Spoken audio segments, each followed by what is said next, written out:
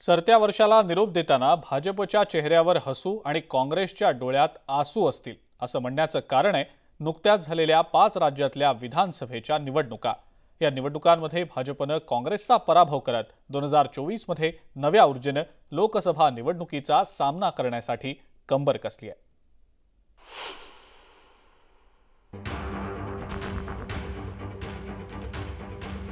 लोकसभेची सेमीफायनल म्हणून लढवल्या गेलेल्या 5 राज्यांच्या निवडणुकीत भाजपनं जोरदार मुसंडी मारली।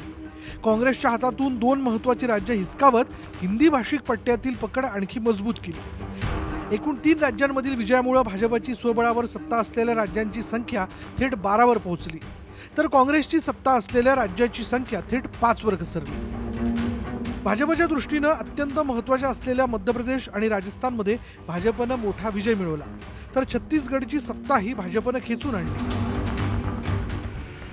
मध्य प्रदेशमध्ये 230 जागांपैकी भाजपनं तब्बल 163 जागा जिंकल्या, तर काँग्रेसला केवळ 66 जागाच जिंकता आल्या।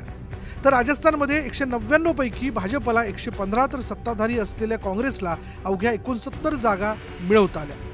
छत्तीसगडच्या 90 जागांमध्ये भाजपला 54 तर काँग्रेसला केवळ 35 जागाच मिळाल्या। दुनिया देख रही है कि भारत का लोकतंत्र और भारत का वोटर दोनों कितने परिपक्व हैं, कितने मैच्योर हैं।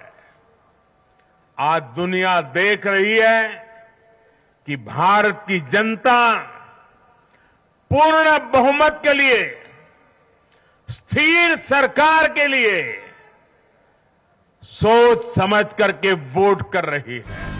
काँग्रेसच्या दृष्टीने एक दिलासादायक बाब म्हणजे हिंदी पट्ट्यात पराजय झाला असला तरी तेलंगणानं मात्र काँग्रेसला हात दिला। एकूण 119 जागा असलेल्या तेलंगणात काँग्रेसला 64 तर सत्ताधारी बीआरएसला 39 जागा मिळाल्या। भाजपला केवळ 8 जागांवर समाधान मानावं लागलं। या विजयासह काँग्रेसने 2 राज्य गमावून 1 राज्य कमावल्याचं पाहायला मिळालं, तर तिकडे मिझोराममध्ये स्थानिक झेडपीएम पक्षानं स्पष्ट बहुमत मिळवत राष्ट्रीय पक्षांना नाकारलं। 5 राज्यांच्या निवडणूक निकालानं भाजपला नवी ऊर्जा मिळाली, तर काँग्रेसला पुन्हा एकदा झटका बसला। त्यामुळेच इंडिया आघाडीच्या वतीनं या निवडणूक निकालांवर संशयही उपस्थित केला गेला। त्या मनात जर लोकशाहीच्या निर्णयाविषयी शंका असेल तर निवडणूक आयोगाने त्याची दखल घेतली पाहिजे। 4 राज्यातले निकाल जे लागले आहेत तो ईव्हीएमचा जनादेश आहे आणि तो स्वीकारला। खरं तर डिसेंबरमध्ये लागलेल्या 5 राज्यांच्या निकालाआधीच कर्नाटक विधानसभेची निवडणूक झालेली। याच निवडणुकीत काँग्रेसनं एक हाती सत्ता मिळवत भाजपला हादरा दिला। त्यामुळे एकीकडे हिंदी राज्य काँग्रेसचा हात सोडत असताना गैर हिंदी राज्यांमधून मात्र काँग्रेसला साथ मिळत असल्याचं चित्र आहे। त्यामुळे लोकसभेआधी झालेल्या या निवडणुकीच्या निकालांचे 2024च्या लोकसभा निवडणुकीत काय पडसाद उमटतात हे पाहणं महत्त्वाचं ठरणार आहे। Bureau report, news 18 Lokmat.